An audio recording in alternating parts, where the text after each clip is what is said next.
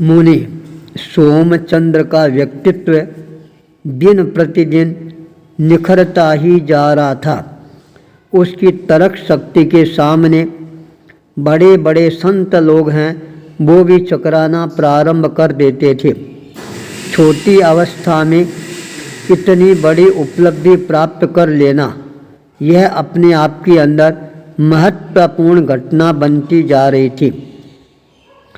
उसका यह क्षोभम देखकर उपाध्याय प्रवर बहुत ही ज़्यादा आश्चर्यचकित रह जाते हैं। क्या एक बालक भी इस तरह से अपनी तर्क शक्ति के आधार पर जीवन में आगे बढ़ सकता है क्या?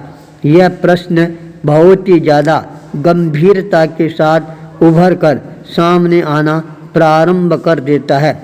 जब बालक मुनि को पढ़ाई करने के लिए उपाध्याय प्रवर ने अपने परम शिष्य को सौंप दिया था और ये कहा था इसको अब पढ़ा लिखा कर तैयार करना यह तुम्हारा दायित्व और कर्तव्य है। उन्होंने भी अपने कर्तव्य पालन करने के अंदर कोई प्रकार की कमी नहीं रखी। जब धीरे धीरे बालक और ज़्यादा आगे बढ़ना प्रारंभ कर देता है, धर्मदेव उपाध्याय और ज़्यादा गहन चिंतन के साथ बालक के विकास की ओर अपना ध्यान केंद्रित करना प्रारंभ कर देते हैं। जब बड़े संत, बड़े आचार्य या बड़े गुरु अपने शिष्य पर ध्यान केंद्रित करना प्रारंभ कर देते हैं, तब शिष्य अपने आप ही धीरे धीरे और ज़्यादा मजबूती के साथ आगे से आगे अपने चरणों को गतिशील बनाना प्रारंभ कर देता है। बालक बचपन काल के संस्कारों से संस्कारित था, इसलिए उसके जीवन के अंदर आगे बढ़ने का और अच्छा अवसर है उसको प्राप्त होना प्रारंभ हो जाता है।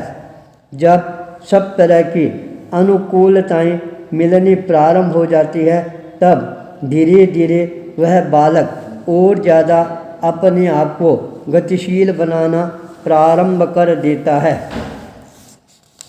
एक दिन वह भी आता है जब यह बालक पूरे संघ के अंदर एक तरह से प्रतिष्ठित मुनि के रूप के अंदर अपने आप को स्थापित करने में सफलता प्राप्त कर लेता है।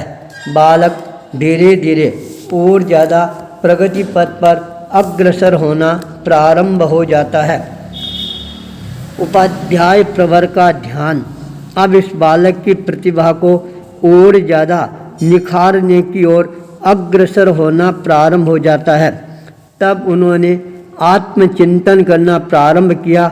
इस बालक का विकास के द्वारों का उद्घाटन है वह और कहाँ पर हो सकता है।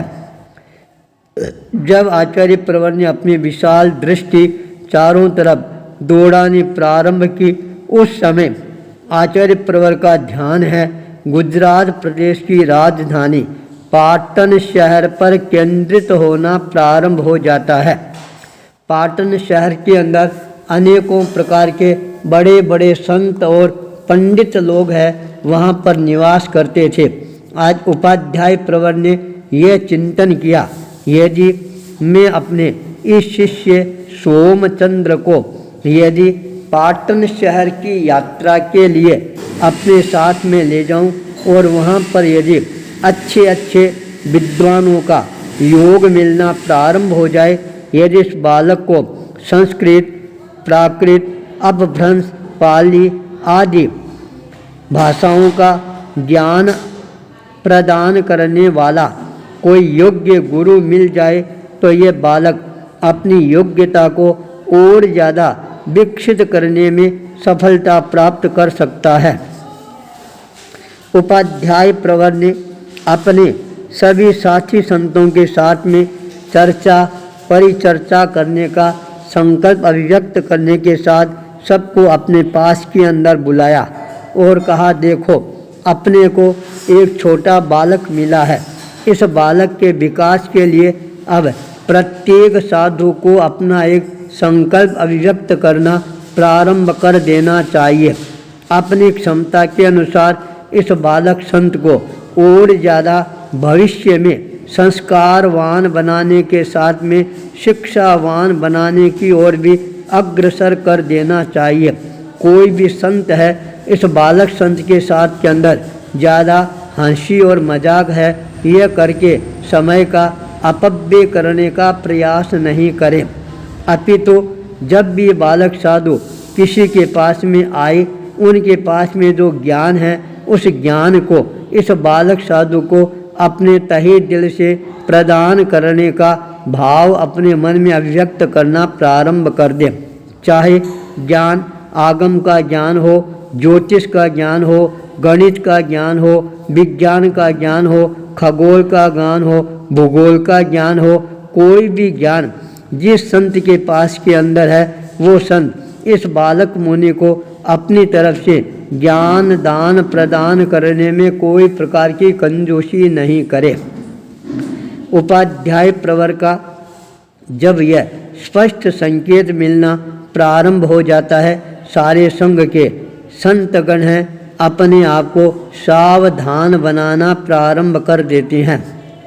बालक मुनि जब भी किसी संत के पास में आते हैं वो संत गंभीरता धारण करना प्रारंभ कर देते हैं। बालक मुनि को अपनी तरफ से वात्सल्य प्रदान करते हुए कोई न कोई शिक्षा की बात है उसके कानों के अंदर गुंजायमान कर ही देते हैं।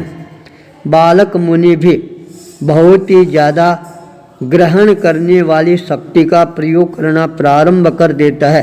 एक बार बालक जिस संत की बात को सुन लेता है उस बात को अपने स्मृति कोष्ठक के अंदर हमेशा हमेशा के लिए स्थापित कर लेता है।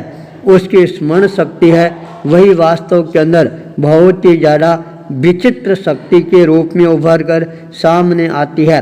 समय समय पर जब वह अपने ज्ञान को दोहराना प्रारंभ करता है, उस ज्ञान को सुनकर बड़े बड़े संत लोग हैं वो भी आश्चर्यचकित रह जाते हैं। हमने हमारे जीवन के अंदर इतने वर्षों में ज्ञान का अर्जन नहीं किया, ये बालक तो थोड़े ही महीनों के अंदर ज्ञान का अथाह समंदर है अपने भीतर के अंदर समाहित करने में सफलता प्राप्त कर चुका है। वास्तव में ही यह बालक बुद्धि का भंडार पुरुष के रूप के अंदर आगे जाकर इस संसार के अंदर प्रतिष्ठित बनेगा। इस तरह की भावनाएं हर संत के मन के अंदर अपने आप ही जागृत होने प्रारंभ हो जाती है। उपाध्याय प्रवर ने अपने संतों के साथ में विचार विमर्श करने के पश्चात यह निर्णय किया, अब अपने को पाटन शहर की ओर पद यात्रा है यह करनी प्रारंभ कर देनी चाहिए। जब हम पाटन शहर में पहुंचेंगे उस समय इस बालक के विकास के अनेकों द्वार है वह और हमारे को उद्घाटित होते हुए नजर आने प्रारंभ हो जाएंगे। पाटन राजधानी है। विमल शाह जैसा प्रतिष्ठित मंत्री वहाँ का बहुत ही ज़्यादा प्रभावशाली दानवीर है। यदि वह थोड़ा सा हमारे अनुकूल बन गया है तो इस बालक के विकास के अंदर वह भी अपना महत्वपूर्ण योगदान प्रदान कर सकता है। इस चिंतन धारा को और ज़्यादा सुव्यवस्थित रूप से आकार प्रदान करने के साथ उपाध्याय प्रवर ने यह उद्घोषणा कर दी, अब हमारी आगे की यात्रा है वह यात्रा गुजरात प्रदेश की यात्रा होगी, जहाँ पर हमारे को पाटन शहर में पहुंचकर इस बालक को पढ़ाई करने के लिए विशेष रूप से हमारे को व्यवस्थाएं प्राप्त करनी है। बालक के विकास के लिए हमारे को बहुत ही ज़्यादा सावधानीपूर्वक ध्यान देने का प्रयास करना है। धोलका नगरी अहमदाबाद से जो मात्र 80 किलोमीटर दूर थी, वहाँ से बिहार करके उपाध्याय प्रवर अपने नवदीक्षित मुनि सोमचंद्र को साथ में लेकर पाटन शहर की ओर यात्रा प्रारंभ करवा देते हैं। पाटन शहर में बालक मुनि के भाग्य का उदय होने का एक महान अवसर है। वह प्राप्त हो जाता है। पाटन शहर सामने नज़दीक ही नजर आना प्रारंभ हो जाता है। बालक मुनि विकास के पथ की ओर अग्रसर होने प्रारंभ हो जाते हैं। आचार्य भूपेंद्र, गोकलपुरा, जयपुर, सोमन कुंज।